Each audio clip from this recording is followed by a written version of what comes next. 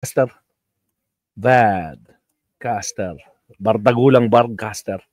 Ang pasimuno ng garapata. Si ruling sumir sa impeachment mechanics sa Constitution, walang ng corrupt official na mai-impeach. Siyempre, sa ginawa nilang 7 rules na nilabas ng Supreme Court, nilabas ni Leonen, kailangan sundin nyo itong prosesong to, itong 7.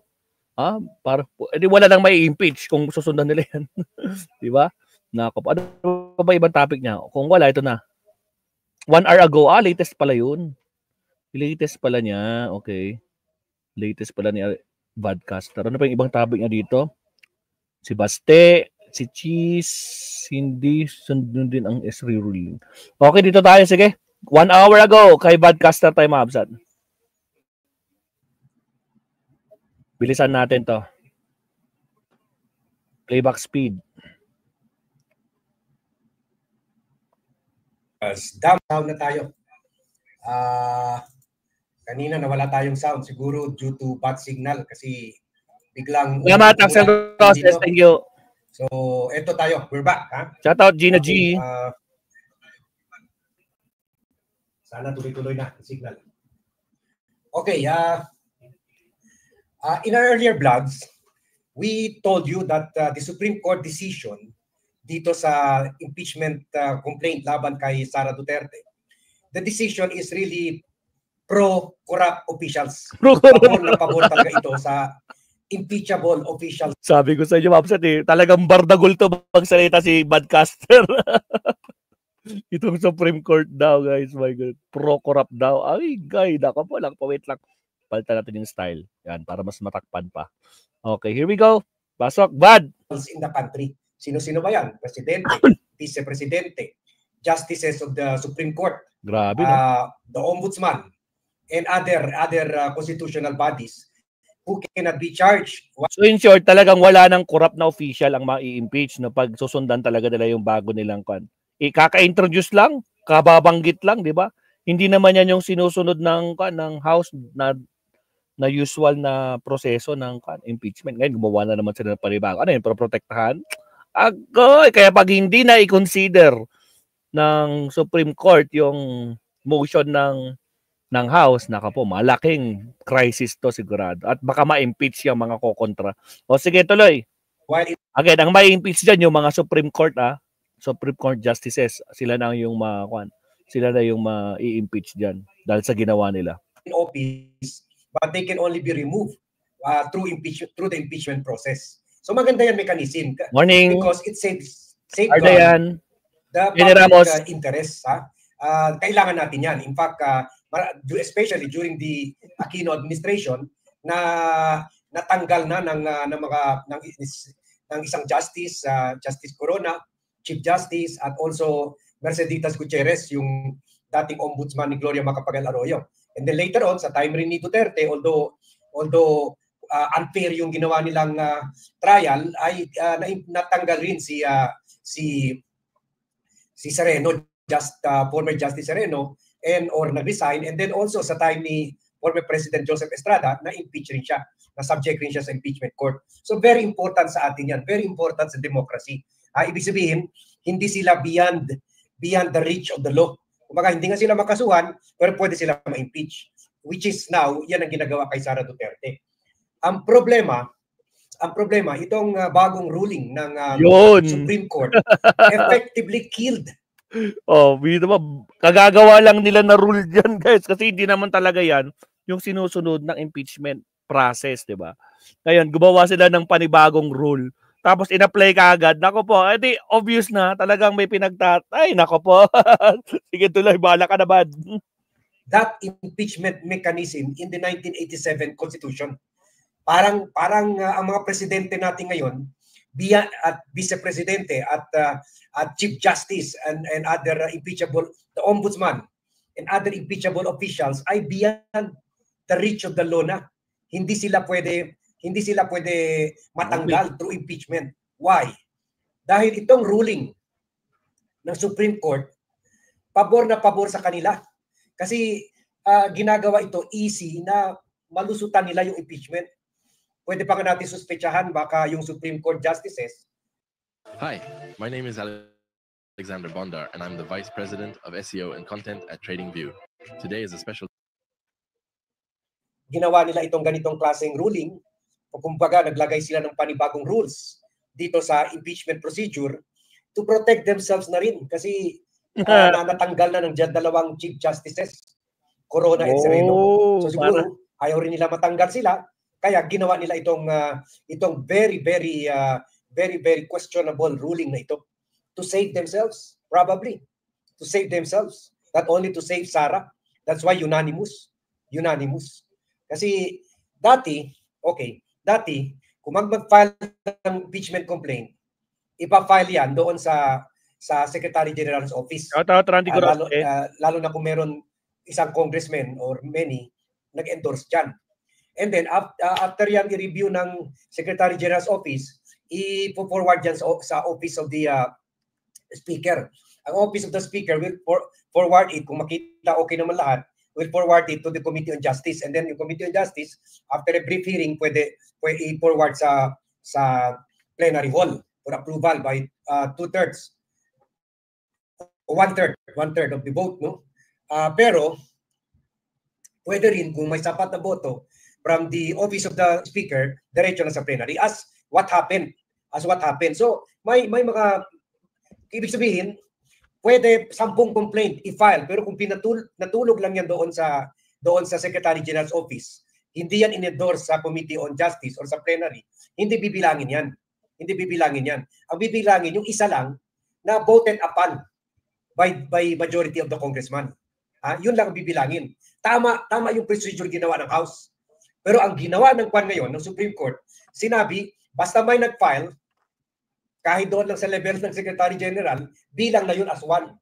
Kung ako corrupt na official, ang gagawin ko na lang, every time magsimula ako sa office ko, magbayad ako ng tao. Kaya kamakausap ng kung sino pwede mag-file. Sige, para 2, 3, di ba? Di wala na, di lusot, ganun yun. Putragis, naspak. Na kung wari kalaban ko, sige mag-file ka ng peking complaint. That way, wala nang makakapal sa iyo ng tunay, lehitimong complaint. Kahit peke lang, ayoko lang yung mukha mo. Ito, file kita ng impeachment complaint. Ganun lang. Tutulad si Sara, sabi pa ng Supreme Court, kasuhan nyo ulit si Sara, filean nyo ng impeachment complaint in February. So pagdating, kailan ba yung February? Kung pagdating ng date na pwede na naman, naubos na yung 1 year, pwede na naman siya i-filean ng impeachment complaint, unahin ko na. Magpa-file ako ng weak complaint. Yung alam ko na hindi naman will not stand trial. Kumbaga wala talagang basehan, basta lang nag-file. Pero yung nag-file, kaalyado ko, tao ko, nag-file. Wala nang ibang magpa-file na tunay. Hindi na makakapag-file itong sila mga militant groups, mga concerned citizens, church groups. So wala na. Parang after this ruling, with this ruling ng Supreme Court, never na maulit yung nangyari kay Joseph Estrada, Renato Corona, Sereno, at saka Merceditas Gutierrez na dating ombudsman na nag-resign na lang bago siya mapapailan ng impeachment complaint. So, untouchable na. Iyan ang ginawa ng ruling ng Supreme Court. Magiging untouchable na yung mga impeachable officials. Hindi natin sila pwede kasuhan, hindi rin natin sila pwede ma-impeach while in office. So, pwede lang sila kasuhan after leaving office. Tulad si Martires, ngayon, pwede nyo na kasuhan. Si Martires, mag-file na kayo ng kaso kay Samuel Martires. Hindi na siya ombudsman. Tama. Hanggang kahapon lang siya. So, wala today we expect Malacanang to announce kung sino ba talaga ang next ombudsman ng bansa. Sana, let's pray, matino. Sana hindi si Boying Remulla. Marami pa naman dyan magaling. So, itong view natin is also shared by former justices na to include si With Monday.com's intuitive work management platform, you have the power. Medyo malapit na mag-umpisa guys. No? Pag sakali na umpisa, isisingit natin to pagkatapos ni Badcaster. Hindi na tayo magsa-subtopic. Diretso na tayo sa House, sa Senate. Associate Justice Adolf Ascuna. At sabi nila, yung ruling daw ng Supreme Court, ang epekto nun ay mahihina yung constitutional safeguards at wala ng and it will weaken the accountability mechanisms. So ngayon, Senate talaga. Wala na tayo, no touch na. No limit tangere na yung mga kwan. Touch me not na yung mga impeachable officials. Yun lang. Kahit ano pa mang gagawin nila, nakatiwalian, pagnanakaw, anuman, hindi na sila pwede kasuhan dahil meron na nag-file sa kanila ng impeachment, kahit sila mismo. So kung ako corrupt official, pagdating ng date na pwede na i-file ulit, ako na mag-file, yung magbayad ako ng tao para mag-file, para yung napekeng kaso, para wala ng iba pwede mag-file. Kasi violation na yan of the one-year rule. Na napaka-kwad talaga, napaka-disadvantageous sa atin. So wala, fiesta na. Everybody happy na yung mga corrupt officials. So sabi nga ni Justices Artemio Panganiban at Ascuna na itong ruling na undermine yung fairness and balance. Balanse kasi wala na, all powerful na yung mga impeachable officials dahil dito sa ruling na ito. At sabi pa ni Ascuna, very unfair itong ruling dahil nag-introduce ng new definition ang Supreme Court na doon sa dilalagay yung bilang ng number of complaints doon sa nag-initiate ng complaint. So kahit hindi pa ito in-endorse, tulad sa nangyari dito, tatlong complaint na una na i-file, bibilangin na yun, tatlo na yun. So doon pa lang, patay na yung impeachment. Kasi nakatatlo na eh. Kung mga one-shot deal lang ito eh. One-shot deal lang. Kung naunahan ang tunay na complainant, naunahan ng mga pekeng complainant na mga bata para ni Sara, wala na, tapos na. Patapos ng boxing for the whole year. Hindi na siya pwede ma-file ng impeachment. At sabi pa nga ni Ascuna na nilabag rin ng Supreme Court ang 203 ruling nila sa Francisco versus House of Representative case. Na sinasabi na mabibilang lang na i-file na yung complaint kung na-refer ito sa Committee on Justice. Dapat ganun talaga ang proseso para may safeguard. Pero ito hindi. Pag-file lang, kahit ako mag-file. Pupunta ako, pagdating ng February, pag na-end na itong bumalik na yung period na pwede na pa-file kay Sara, kahit ako mag-file, kahit isang papel lang may nakalagay BS, Sara, ganun. Wala nang iba pwede mag-file na tunay na may tunay na basehan, tunay na unahan na ebidensya laban kay Sara. Wala na. Kasi bilangan na lang, hindi yung kahit 10 nga na i-file, pero yun na forward sa Committee on Justice, yun na sana bibilangin. Kasi at least may action na ang House doon. Pero yung hindi inaksyonan ng House, dapat hindi na yun bibilangin. Pero ngayon sila hindi. The fact na meron nag-file, kahit sinong talpulano, kahit walang basehan, kahit echo lang, kahit gawa-gawa lang, bilang na yun. Patak ng metro, ng taxi, uno na yun. Kung nag-file pa isa, kahit legit, pangalawa na yun. Tapos, wala nang impeachment kasi na-violate na yung kuha ko kay Sara. Bayaran ko 10 tao. Pagdating ng February, yung pwede na naman, tapos na yung 1-year ban, 10 agad tao magpa-file. Tapos, wala nang ibang matilong impeachment pwede ma-file sa kanya ng mga matitinong tao. Kahit mga tao-tao niya. Alam naman nila dahil wala yung basehan, hindi gagalaw, hindi yun aksyonan ng Kongreso. Baka doon pa lang sa Office of the Secretary General ng House, sasabihin na walang basehan. I-dismiss namin ito. Itapo namin, hindi namin tanggapin ito. Wala na. Tapos, for the whole year, from February 2026 to February 2027, everybody happy na, especially si Sara. 2027, pagdating na naman ng February, gano'n na naman, mag-file na naman sila. Na pekeng mga complaint, walang basehan. Wala na iba pwede mag-file. Yun, hanggang 2028, tumakbo na siya sa presidente. Wala na. Parang wala na tayong kwan. Parang wala na tayong impeachment mechanism sa 1987 Constitution. kasi halos sinira na ito ng Supreme Court. Aray. Mission accomplished. Gold. Nasa. So, malapit na mag-start guys, no? May topic dito sa live stream too. Malapit na mag-umpisa yung Senate hearing, Mabsat. At syempre sa mga naiwan dyan, 400 plus, Mabsat, huwag kalimutan mag-like and subscribe. Baka nakalimutan nyo mag-like and subscribe, Mabsat. Like and like po tayo, Mabsat. Alright, tuloy.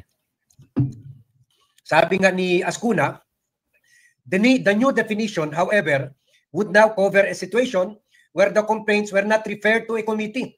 And after the lapse of time to do so, archived, and thus the Supreme Court said, effectively dismissed. So, sabi niya, ngayon, ang bagong definition, pag i-file mo lang, kahit hindi pa ito na-refer sa Committee on Justice, bilang na yun.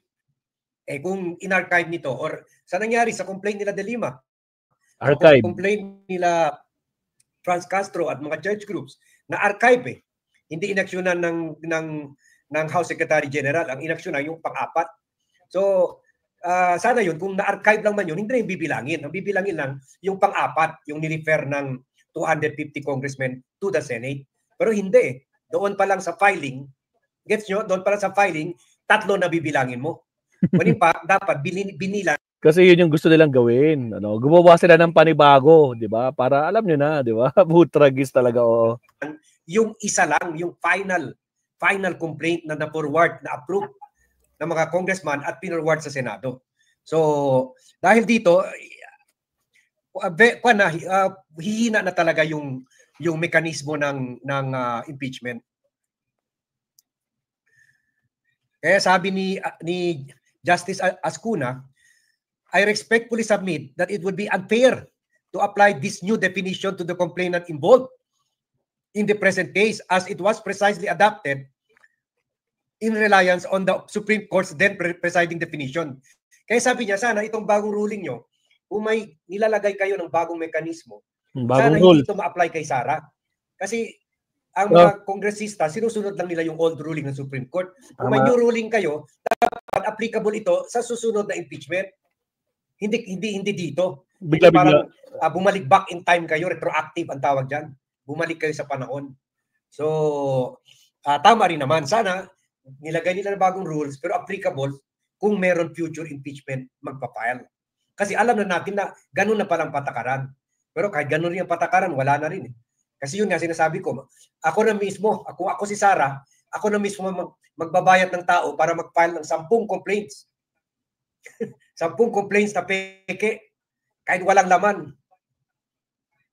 Kahit puro invento lang yung mga akusasyon, walang basehan. Kasi alam ko, i-dismiss lang yun ng Secretary General for lack of form and substance. I-dismiss lang yun. Pero lusot na ako. Lusot na. Wala na. May nag-file na 10. Wala na pwede mag-file na tunay, na may basehan, na may sabay pala, sabay. At meron yan ang House. Kahit hindi matuloy ang trial ngayon, andyan pa yung mga... Gawin natin panibagong live stream pala kasi sabay yung House sa Senate para at least pwede natin pagpalit-palitin. To be filed next year, February of next year. Pero kung maunahan sila, dapat next year nakapila na sila. Pwede po, Salvador, pwede ma-impeach na. Parang mag-file, February of next year. Pwede. Yung tunay, kung maunahan sila. Pwede. Pero pwede rin, by that time, huwag tanggapin. Kung hindi lehitimo nagpa-file, huwag tanggapin ang House Secretary General's office. Huwag tanggapin, i-close nila yung pintuan hanggang may makapile yung tunay na complaint. Pwede rin yan, pwede rin gawin yan.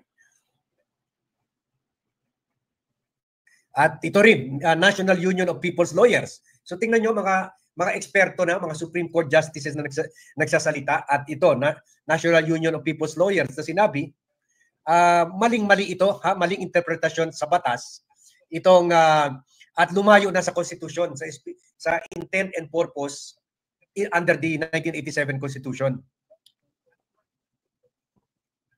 Ganon rin ang feeling nila, yung na-archive or hindi inaksyonan na impeachment complaint, tulad yung 3 nga, nila Laila de Lima, nila Trillanes, nila at mga church groups, dapat hindi binilang yun. Binilang lang yung 4 na na-refer talaga sa committee at later on sa plenary. So sabi nila ganun rin dahil dito wala na, ang hina na talaga ng impeachment complaint. Kumbaga pabor na talaga ito sa mga magnanakaw kaysa sa taong bayan. So grabe itong effect ng ruling ng Supreme Court nito. Kaya dapat Enzo Neri, thank you sa suporta sa independent and truthful vlogging kaya dapat i-like nyo itong vlog, i-share nyo itong vlog kasi hindi pa huli. Meron ruling pero pwede hindi nila sundin ito. Magko-focus pa sila bukas magko-focus pa sila or magpe-plenary debate sila on this issue. Pero baka hindi mangyari yan bukas kasi syempre i-welcome pa nila, swear in pa yung mga bagong senator, pagkatapos mag ceremony pa sila diyan, picture lahat. Pagkatapos pupunta na sila sa hapon sa SONA. So baka hindi pa. Pero tingnan natin, baka may mga grupo rin diyan ng mga kongresista na ipupush na itong bagay nito. Kaya bago nila gawin yan, doblehin natin yung pag-iingay natin sa social media. At baka beke naman, makuha pa natin sa mangonsensya pa o makuha pa sa hiya itong mga senadores natin. At baka they will still do the right thing. So habang hindi pa sila nagde-deliberate, hindi pa nila dinidiscuss itong issue whether to respect and implement the order of the Supreme Court killing the impeachment, ay ilabas natin yung boses natin by liking this vlog and sharing this vlog and encouraging other people. Mag-ingay tayo. Hindi naman siguro tayo pwede mag-rally ngayon dahil Okay na tayo kay Sir Bad. Thank you, Sir Bad. Kita-kits mo ulit mamaya sa next topic. O siya, mga absat, kuhan muna tayo. Tapusin na natin muna, mga absat, no? Kasi mag-uumpisa na, gagawa ko ng panibagong live stream para pwede natin pagsabayin yung both house at saka yung Senate. Kasi sabay sila mga absat, no? So, tingnan natin ano mangyari sa session. So, okay. So, kita-kits mamaya, absat. So, siguro mga 5 minutes, gawa lang ako ng thumbnail tapos largo ulit. At syempre, shoutout po sa mga bagong pasok. Ma'am Eva, may shoutout. Ma'am Rebecca, Salvador, Lenny, Ardayan, sino pa ba? Jenny Ramos, Janjan, Glow, INC, sino pa ba? Belia, Randy Gorospe, sino pa ba mga nandyan? At sa lahat po ng mga silent viewers, may shoutout po. At kita-kits tayo mamaya. Alright, so again, maraming salamat mga Maestro Paul, signing off hanggang sa muli. Kita-kits tayo sa ating next live stream. Maraming salamat po.